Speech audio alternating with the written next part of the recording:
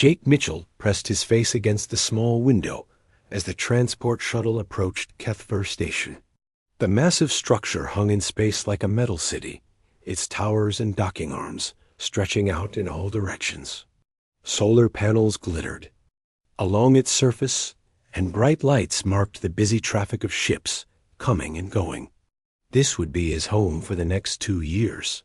The shuttle pilot, a blue-skinned Andorian, glanced back at him with 4 yellow eyes. First time working with the Zeltharians, human?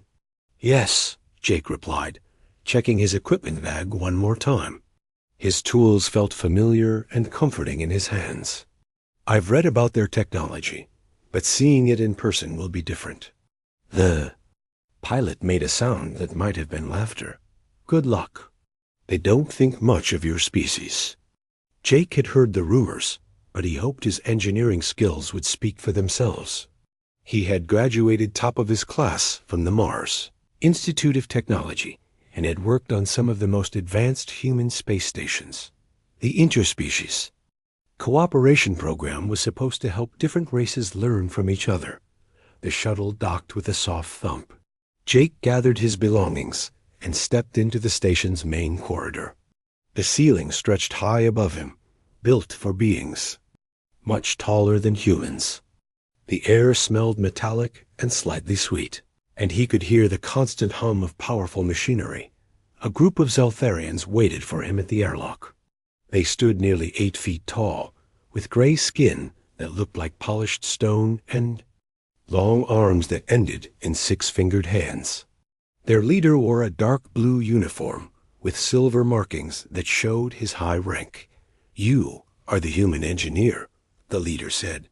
His voice sounded like gravel falling down a metal pipe. I am Chief Engineer Vexthul. You will work under my direct supervision. Jake stepped forward and offered his hand in greeting. Jake Mitchell. I'm excited to learn about your systems and contribute where I can. Vexthul looked at Jake's outstretched hand, but did not take it. The other Zeltharians exchanged glances, and Jake heard what sounded like quiet laughter. He lowered his hand, feeling heat rise in his cheeks. Follow me, Vexthul said, turning away. I will show you where you will sleep and work. They walked through corridors filled with alien workers. Jake saw species he recognized from his studies, and others that were completely new to him. Most ignored him, but a few stopped to stare. He heard whispers in languages he didn't understand, but the tone was clear enough. Vexthul led him to a small room near the engineering section. The bed was too long for Jake's human height, and the control panels were positioned for much taller beings. You will live here, Vexthul said. Do not touch anything without permission. Human technology is crude compared to ours, and I do not want you damaging our systems. I understand, Jake said, though the words stung. When do I start working? Now, Vexthul replied. You will begin with basic maintenance tasks. Cleaning, carrying tools, simple repairs that even a human cannot ruin. Jake followed the chief engineer to the main engineering deck. The room was enormous, filled with glowing displays, humming equipment, and dozens of alien workers. The main power core stood in the center, a beautiful column of blue energy contained within layers of protective fields. As they walked, Jake's trained eye began picking up details. A vibration in the deck plates suggested an imbalance in the rotating sections. Several display panels showed warning lights that seemed to be ignored. He noticed scorch marks around some power junctions that indicated regular overloads. The power distribution system, Jake said, pointing to a bank of controls. Those relay switches look like they're running hot. Have you considered rerouting through the secondary grid during peak hours? Vexthul stopped walking and turned to face him. The alien's expression was hard to read, but his tone made his feelings clear. Human, you have been on this station for less than 1 hour. Do not presume to understand systems that my people have operated successfully for decades. I'm sorry, Jake said quickly. I was just observing that the thermal readings seem— You will observe only what I tell you to observe, Vexthel interrupted. Your job is to follow orders, not to think. Humans are good at following simple instructions. Try to focus on that. The other engineers had stopped their work to watch the exchange. Jake felt their eyes on him and saw expressions ranging from amusement to disgust. One younger Zelfarian whispered something to his companion, and they both laughed. Vexthel handed Jake a toolkit and pointed to a maintenance panel near the floor. Begin here. Clean the connections and replace any worn components. Do not adjust anything. Do not suggest anything. Simply do as you are told. Jake knelt down and opened the panel. The connections were indeed dirty, and several components showed signs of wear. As he worked, he listened to the conversations around him. The Zelfarians spoke in their own language, but he caught enough words to understand they were discussing him. Primitive, one said. Why did the council approve this program? Political necessity, another replied. The humans demanded representation in exchange for trading rights. We should assign him to waste processing, a third suggested. That's more suited to his capabilities. Jake kept his face neutral and continued working. The maintenance panel revealed more problems than he had expected. The power routing was inefficient, the cooling systems were overtaxed, and the safety protocols seemed inadequate. He wanted to speak up, to share what he was seeing, but Vexthu's warning echoed in his mind. After several hours of work, Jake had cleaned and organized an entire section of maintenance panels. The work was simple but necessary, and he had done it thoroughly. When he finished, he approached Vexthel to report.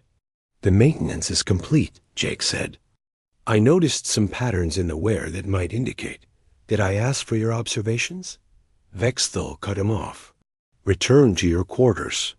Tomorrow you will clean the cooling system filters. Jake nodded and gathered his tools. As he walked toward the exit, he heard Vexthel speaking to another engineer in English, clearly intended for Jake to overhear. The humans think they can improve our systems after one day, Vexthel said. It would be amusing if it weren't so insulting. Back in his small room, Jake sat on the too-long bed and made notes in his personal log. He documented everything he had seen, every problem he had identified, and every solution that came to mind. The Zelfarians might not want his input now, but Jake was patient. He would learn their systems, earn their respect, and find a way to help whether they wanted it or not. He had no idea how wrong things would go, or how much he would need that patience in the months ahead. 3 months had passed since Jake arrived at Kethfor Station. Every day followed the same pattern. He would receive simple tasks from Vexthel, complete them perfectly, and watch the Zelfarians ignore his suggestions. But Jake was learning more about the station than anyone realized. During his cleaning duties, Jake had access to parts of the station most engineers never visited. He crawled through maintenance tunnels, worked in forgotten storage areas, and spent hours in the lower levels where the main support systems ran. While the Zelfarians saw only a human doing basic work, Jake was building a complete picture of how everything connected. His personal log grew thicker each night. He documented power fluctuations that happened every 6 hours when the mining equipment cycled. He recorded temperature spikes in the reactor cooling system that occurred during shift changes. He mapped the vibration patterns that shook the station when ships docked on the eastern arms. The problems were everywhere, but they had become normal to the Zelfarian crew. They worked around the issues instead of fixing them. When a power relay failed, they rerouted through backups. When cooling systems overheated, they reduced reactor output. When structural stress alarms sounded, they simply turned down the volume. Jake saw solutions for everything. Simple changes to the power distribution schedule could eliminate the fluctuations. Better maintenance of the cooling pumps would prevent overheating. Reinforcing 3 key support beams would stop the docking vibrations. But no one wanted to hear from a human. One morning, Jake was cleaning filters in the secondary reactor chamber when he overheard two Zelfarian technicians talking. "The power grid failed again last night," one said. "Third time this month." "Engineering says it's normal wear," the other replied. "They've ordered new backup units." Jake looked up from his work. "Excuse me, but have you checked the phase alignment on the main distribution nodes? A small adjustment could prevent those failures." Both technicians stared at him. One made a dismissive gesture with his long arms. "Humans do not understand our technology. Return to your cleaning." Jake finished his work in silence, but he added the conversation to his notes. The phase alignment problem was exactly what he had predicted 2 months ago. The new backup units would fail just as quickly, unless the root cause was fixed. Later that day, Vextel called Jake to his office. The chief engineer sat behind a desk that seemed impossibly large, designed for his 8-foot frame. Jake stood in front of it, feeling like a child called to see the principal. "I have been reviewing your work," Vextel said, reading from a datapad. "Your cleaning is adequate. Your tool organization is acceptable. But several engineers report you making unwanted suggestions about their systems." "I was just trying to help," Jake said. "I've noticed some patterns that might—" "You are here to learn, not to teach," Vextel interrupted. "The Zelfarian people have built the most advanced technology in the galaxy. We do not need advice from a species that only recently discovered faster than light travel." Jake bit back his response. Humans had actually discovered FTL travel at the same time as the Zelfarians, but correcting the chief engineer would only make things worse. "However," Vextel continued, "I have decided to implement some minor efficiency improvements to our systems. My team has developed new protocols that should reduce power fluctuations and improve cooling performance." Jake felt his heart sink. The protocols Vextel described were exactly the solutions Jake had suggested in his personal notes. Somehow, the chief engineer had gained access to his ideas and was presenting them as his own work. "That sounds like excellent engineering," Jake said carefully. "Yes, it is," Vextel agreed. "Perhaps working with humans has inspired me to think more creatively about primitive problems." Over the following weeks, Jake watched as his innovations were installed throughout the station.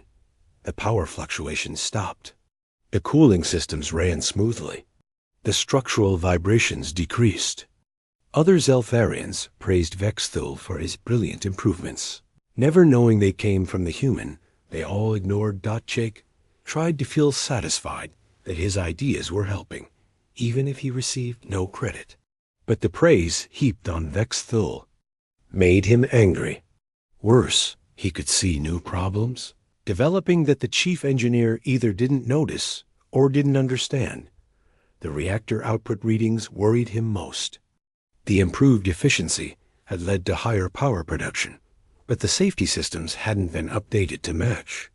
The fusion containment fields were running closer to their limits than ever before. Jake calculated that a strong external shock could overwhelm the automatic stabilizers. He spent 2 weeks double-checking his math before he was certain. The station needed immediate upgrades to its fusion safety protocols, or they risked a cascade failure that could destroy half the facility. Jake requested a meeting with Station Commander Thekmer through proper channels. After a week of delays, he was finally granted 15 minutes during the commander's lunch break. Commander Thekmer was even more imposing than Vextel. His uniform was covered in ribbons and medals, and his office walls displayed images of famous Zelfarian achievements. Jake entered carrying a datapad with his fusion safety analysis. "You are the human engineer," Thekmer said without looking up from his meal. "Vextel tells me you have been adequate in your duties." "Thank you, sir," Jake began. "I wanted to discuss some concerns about the fusion reactor safety systems." My analysis shows that recent efficiency improvements have created new risks that require— Stop, Vecmer commanded, finally looking at Jake. His gray eyes were cold and angry. Did you just suggest that Seltharian engineering has flaws? No. Sir, I'm saying that any system can be improved. The data shows that external shock could overwhelm the current containment protocols. A solar storm or collision could trigger— Enough. Vecmer stood up, his massive frame towering over Jake. You dare come into my office and claim our systems are dangerous? You insult Chief Engineer Vex Thill's work? You question technology your primitive species could never build? Jake tried to stay calm. Commander, please look at the data. Math is clear. We need to update the safety margins before. Security, Vecmer shouted into his communicator. Remove this human from my office. 2 Zeltharian guards entered and grabbed Jake's arms. As they dragged him toward the door, Jake called out desperately, Commander, please? The reactor instability could kill everyone on the station.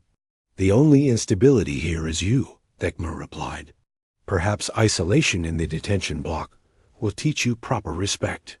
Jake spent 3 days in a small cell, his warnings ignored. When they finally released him, Vexthal was waiting with new orders. You are confined to basic maintenance duties, the chief engineer said. No access to engineering areas. No contact with technical staff. You will clean waste processing facilities and cargo holds until you learn humility. As Jake walked to his new assignment in the station's lower levels, he felt the deck plates vibrating under his feet. The vibrations followed a pattern he recognized from his months of observation. They matched the resonance frequency that could trigger the exact cascade failure he had warned about. He looked up at the ceiling, knowing that far above him, the fusion reactors hummed with dangerous energy. The Zeltharians had dismissed his warnings as human paranoia, but Jake knew better. It wasn't a matter of if the crisis would come down. It was a matter of when. Jake was deep in the waste processing section when the first alarms began. The sound was soft at first, just a gentle beeping from the maintenance systems. But Jake recognized the pattern immediately. His hands stopped moving as he listened to the rhythm of the alerts. No, he whispered to himself, not yet. The beeping grew faster. More alarms joined in from different systems. Jake dropped his cleaning tools and ran toward the nearest communication panel. His heart pounded as he called the engineering deck. This is Jake Mitchell, he said when his Eltharian technician answered. I'm reading cascade warnings from the reactor monitoring systems. You need to initiate emergency shutdown procedures immediately. Human, you are not authorized to access monitoring. Systems, the technician replied. Return to your duties. Listen to me, Jake shouted. The fusion containment fields are destabilizing. I can hear it in the alarm patterns. You have maybe 10 minutes before the communication cut off. Jake stared at the blank screen, then turned and ran toward the engineering section. The corridors were filled with confused aliens looking around at the growing number of warning lights. None of them seemed to understand what was happening. Jake reached the engineering deck to find chaos. Zeltharian engineers rushed between control stations, their tall forms moving frantically as more alarms sounded. The main display showed reactor output fluctuating wildly. Red warning lights flashed across every panel. The containment fields are failing, one engineer shouted to another. Reactor 2 is showing critical instability. Vexthal stood in the center of the room, barking orders that no one seemed able to follow. He saw Jake enter and pointed an accusatory finger at him. You! Vexthal snarled. What are you doing here? Security said you were asking about reactor systems. I tried to warn you, Jake said, moving toward the main control panel. The safety margins were too close. The solar storm activity must have triggered the resonance cascade I calculated. Solar storm? Vexthel looked confused. What solar storm? Jake pulled up the external sensor data on a nearby screen. The readings showed massive solar flare activity that had been building for hours. The charged particles were hitting the station's hull and creating exactly the kind of external shock he had warned about. This is what I tried to tell Commander Thekmer, Jake explained quickly. The improved efficiency protocols pushed the reactors beyond safe operating parameters. When external energy hits the hull, it feeds back through the power grid and destabilizes the fusion containment. Another engineer called out from across the room. Reactor 3 is approaching critical levels. The automatic shutdown isn't responding. Jake moved to the control panel without asking permission. His fingers flew over the alien controls as he accessed the reactor management systems. I can stabilize it manually, but you need to reroute power through the secondary grid and reduce output by 30%. Stop! Vexthel grabbed Jake's arm. You will not touch our systems. If you don't let me help, this entire section of the station is going to explode. Jake pulled free and continued working. The cascade is spreading through the power network. Exactly like I predicted. For a moment, it looked like Jake's rapid adjustments were working. The reactor output began to stabilize. The warning alarms slowed their frantic beeping. Several Zeltharian engineers looked relieved. Then Commander Thekmer's voice boomed across the engineering deck. What is that human doing at the control station? Thekmer strode into the room with a squad of security guards. His face was twisted with rage as he saw Jake working at the reactor controls. He's trying to help, one of the younger engineers said. His modifications are stabilizing the cascade. His modifications?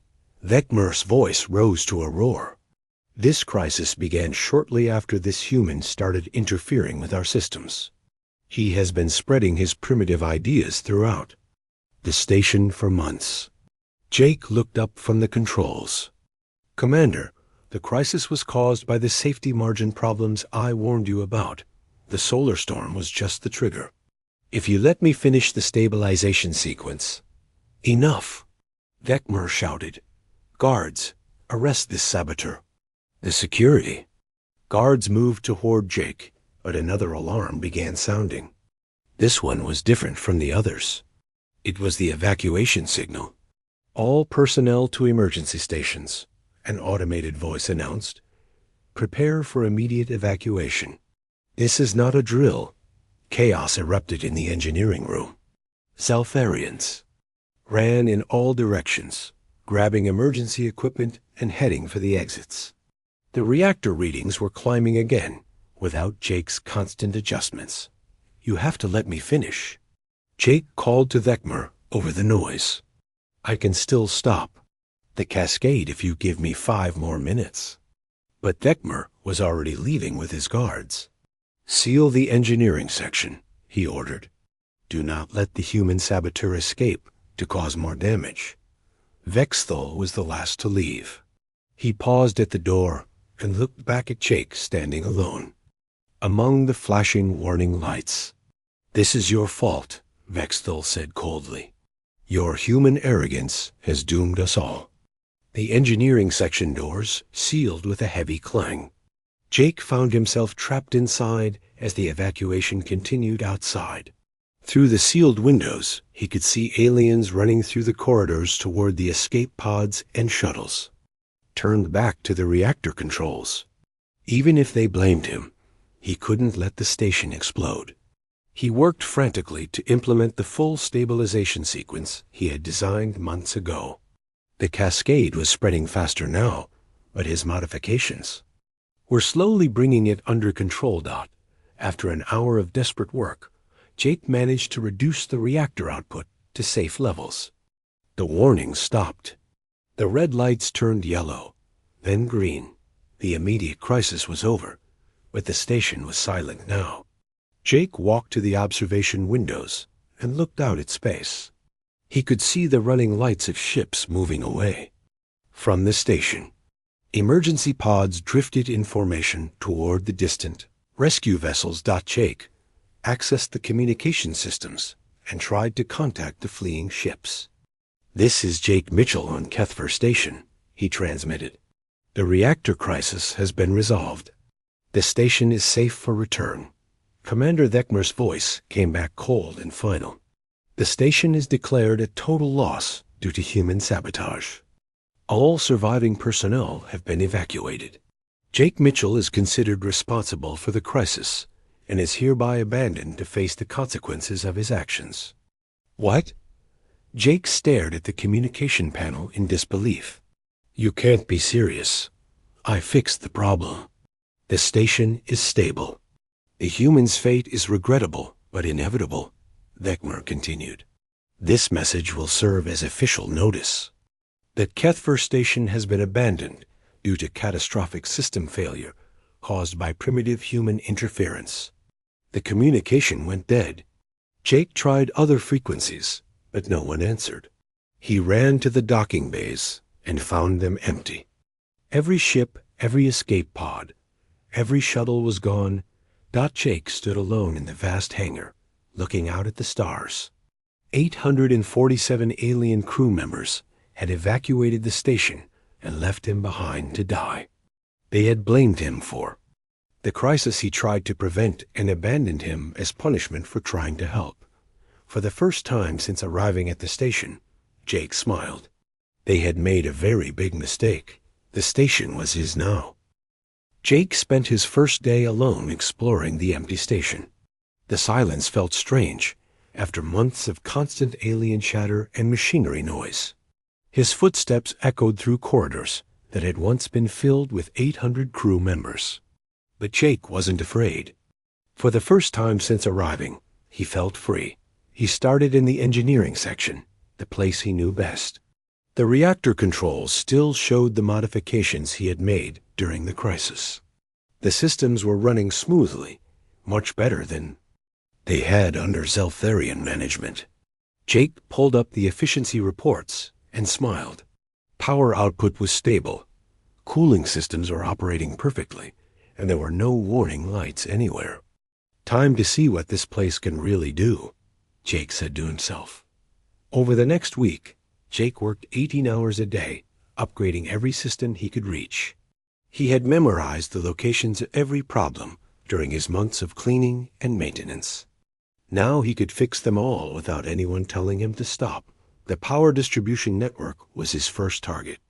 Jake rerouted the main grid through more efficient pathways he had mapped months ago. He balanced the load across all generators instead of overworking the primary units. Within 3 days, the station was producing 20% more power. While using the same amount of fuel. Next came the docking systems. The Zeltharians had ignored the vibration problems that shook the station every time a large ship docked. Jake reinforced the support beams and installed better shock absorbers, using spare parts from the storage areas. He tested the improvements by moving cargo containers with the station's robotic arms. The vibrations disappeared completely. The environmental systems needed work too.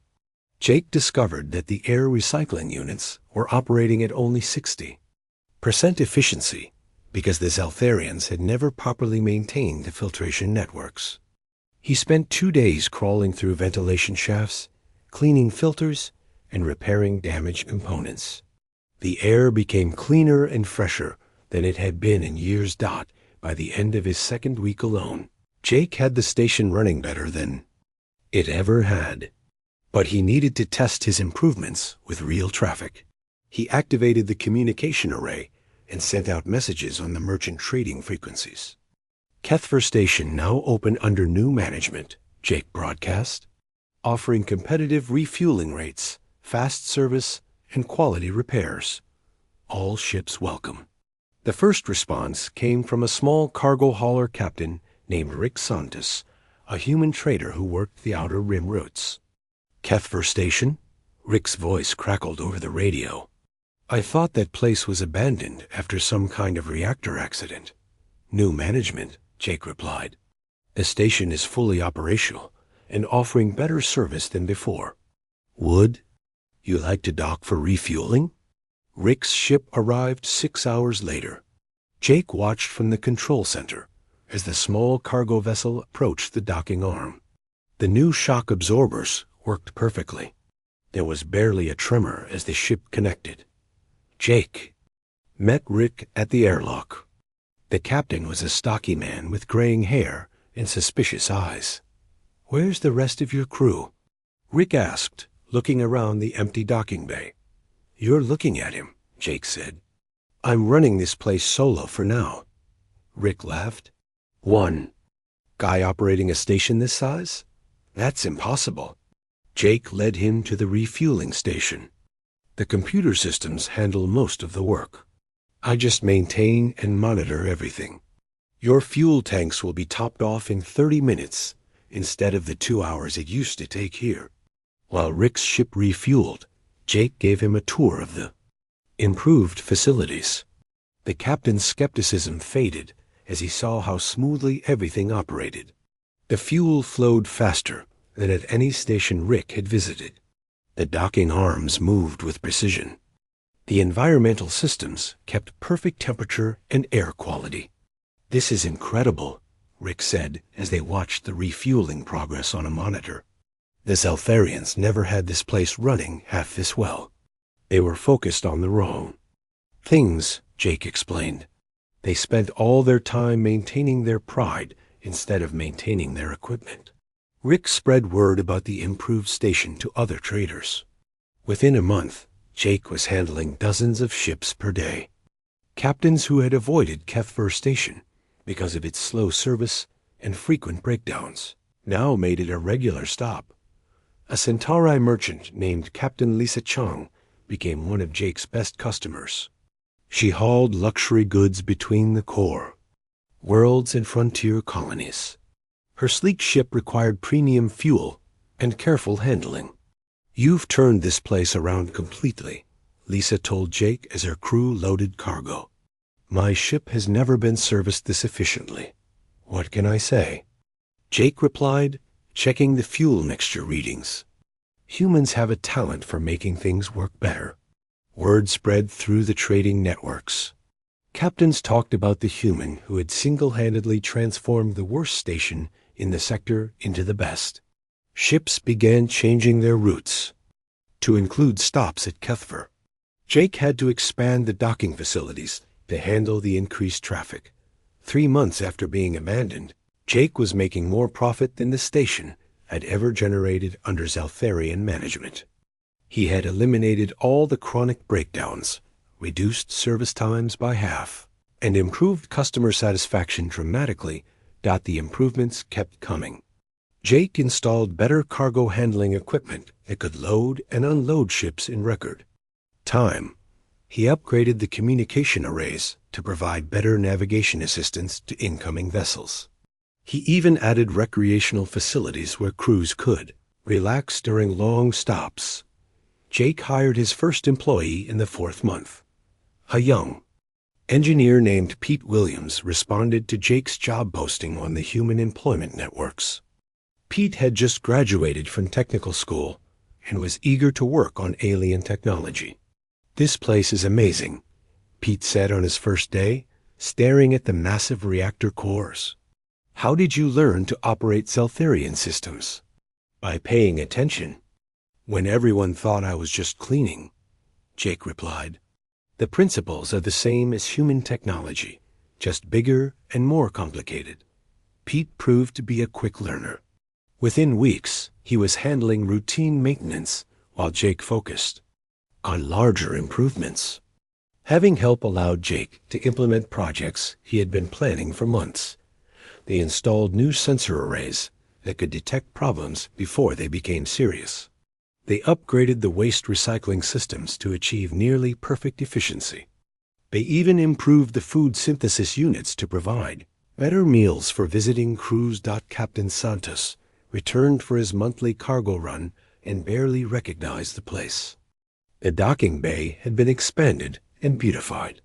New facilities offered everything a trader could need. The service was faster and friendlier than anywhere else in the sector. "Jake, this is unbelievable," Rick said as they walked through the upgraded corridors. "You've built something special here." "We're just getting started," Jake replied, watching another ship dock at the new heavy cargo platform. "Wait until you see what we're planning for next month." The statistics spoke for themselves. In 6 months, Jake had increased the station's efficiency by over 300%. Customer satisfaction was at an all-time high. Profit margins exceeded anything the Zeltharians had achieved in decades of operation. But Jake's greatest satisfaction came from something simpler. Every system worked the way it was supposed to work. Every problem had been solved instead of ignored. Every day brought new improvements instead of new failures. The aliens had abandoned him, expecting him to die with their failing station. Instead, Jake had proven that human ingenuity could take their technology and make it better than they ever imagined possible. And he was just getting started. 8 months after abandoning Jake on Kethver Station, Commander Vecmer stood on the bridge of his flagship watching 3 Zeltharian warships approach what should have been a dead hulk floating in space. Instead, the station blazed with lights and hummed with activity. "This is impossible," Vecmer muttered, staring at the sensor readings. The station should have been destroyed months ago. Captain Victor, his second in command, looked equally confused. "Sir, I'm reading massive power generation. Life support systems are operating at optimal levels. There are 12 ships docked at the station." Vecmer's gray skin darkened with anger. "The human must have called for rescue. Someone else has claimed our station." "Incoming transmission from Kethver Station," the communications officer announced. "Put it on screen," Vecmer ordered. Jake's face appeared on the main display. He looked relaxed and confident, sitting in what had once been Vexthul's office. But the office looked different now. Cleaner, more efficient, with multiple screens showing station operations. "Commander Vecmer," Jake said with a slight smile. "Welcome back to Kethver Station. What can I do for you?" "Human." Vecmer snarled. "You were supposed to die with that station. How did you escape? Who helped you?" "Nobody helped me," Jake replied calmly. "I fixed the problems you couldn't handle and kept the station running. Business has been very good." Vexthul pushed forward to appear on screen. The former chief engineer looked thinner and more tired than when Jake had last seen him. "Impossible. The reactor cascade would have destroyed the entire facility." "The cascade you caused by ignoring my warnings?" Jake asked. "I stopped it the same day you all ran away. Took about an hour once I had access to the controls." Vecmer felt his anger rising. "That station belongs to the Zeltharian Consortium. You are trespassing on our property." "Actually, I'm not," Jake said, holding up a datapad. "According to Galactic Trade Commission regulations, any facility abandoned for more than 6 months can be claimed by salvage rights. I filed the proper paperwork 4 months ago. Kethver Station is now legally owned and operated by Mitchell Engineering Solutions." The Zeltharian officers exchanged shocked glances. Captain Victor whispered urgently to Vecmer, "Sir, salvage law is very clear. If he can prove abandonment and has maintained the facility ... I don't care about salvage law." Vecmer roared. "That is our station. We built it." "You built it," Jake agreed. "But you also abandoned it. And honestly, you weren't running it very well. Let me show you what proper management looks like." The screen split to show multiple views of station operations. Ships were docking and departing with smooth efficiency. Cargo was being loaded and unloaded by perfectly coordinated robotic systems. The reactor displays showed steady, optimal power generation. "Efficiency is up 340% over your previous operations," Jake continued. "Service times are down by 60%. Customer satisfaction ratings are the highest in the sector." We're processing more traffic in a week than you handled in a month. Vexthal stared at the displays in disbelief. This cannot be accurate. No single human could manage systems this complex. I'm not single anymore, Jake said. The camera pulled.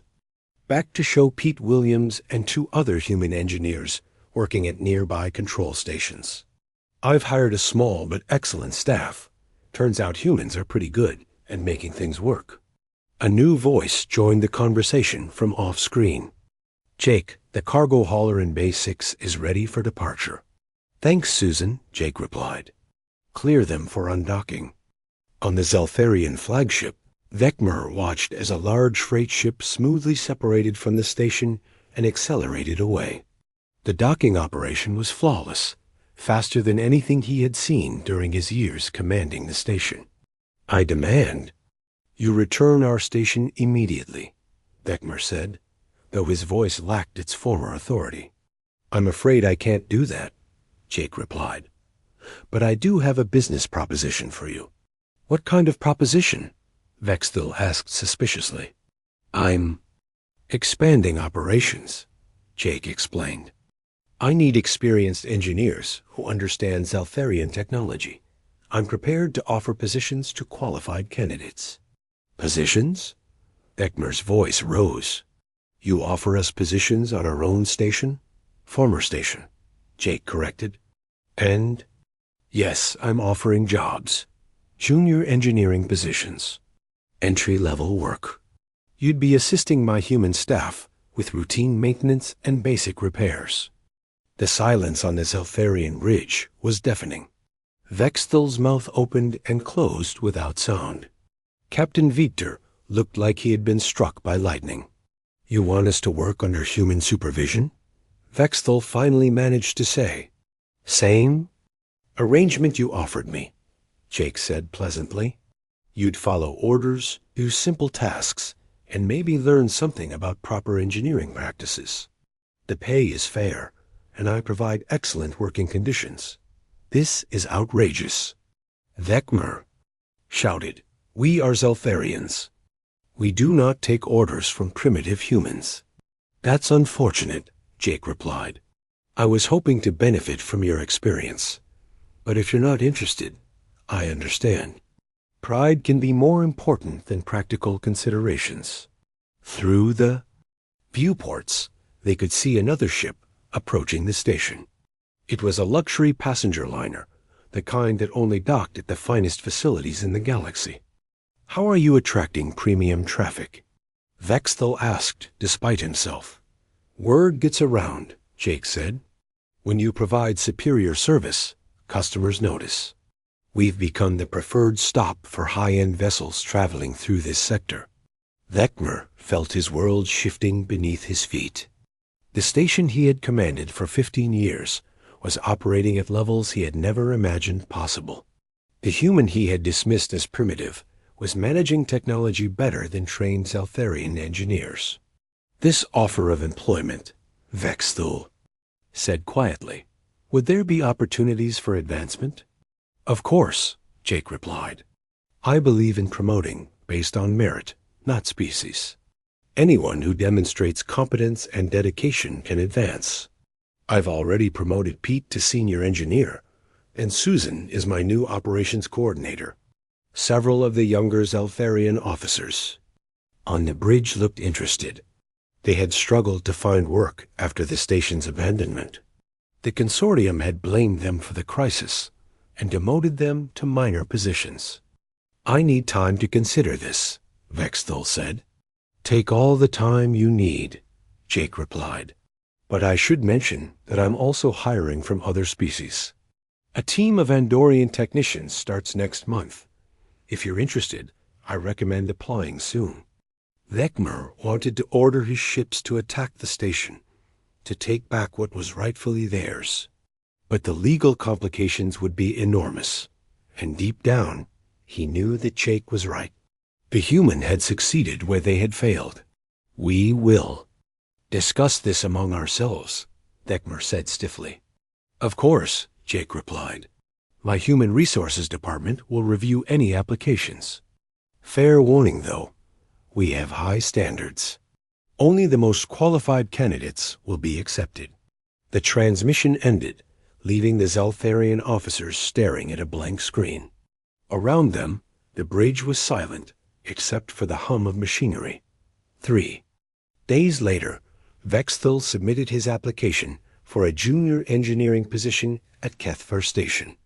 He swallowed his pride and accepted Jake's offer, becoming the first Zeltharian to work under human management. Within a year, 12 former station crew members had joined Jake's team. They learned human engineering principles and discovered that cooperation produced better results than competition. Some even became friends with their human colleagues. Commander Thekmer never applied for a position. He retired from the consortium and spent his remaining years telling anyone who would listen about the day a single human engineer proved that technology was only as good as the people who operated it. Jake kept a photo of that day in his office. The moment when the aliens who had abandoned him to die came crawling back to ask for jobs. It reminded him that sometimes the best revenge was simply being better than those who doubted you. The station continued to thrive, becoming a model of interspecies cooperation and human ingenuity. And Jake Michel, the engineer they had left for dead, became known throughout the galaxy as the man who proved that humans could make anything work better.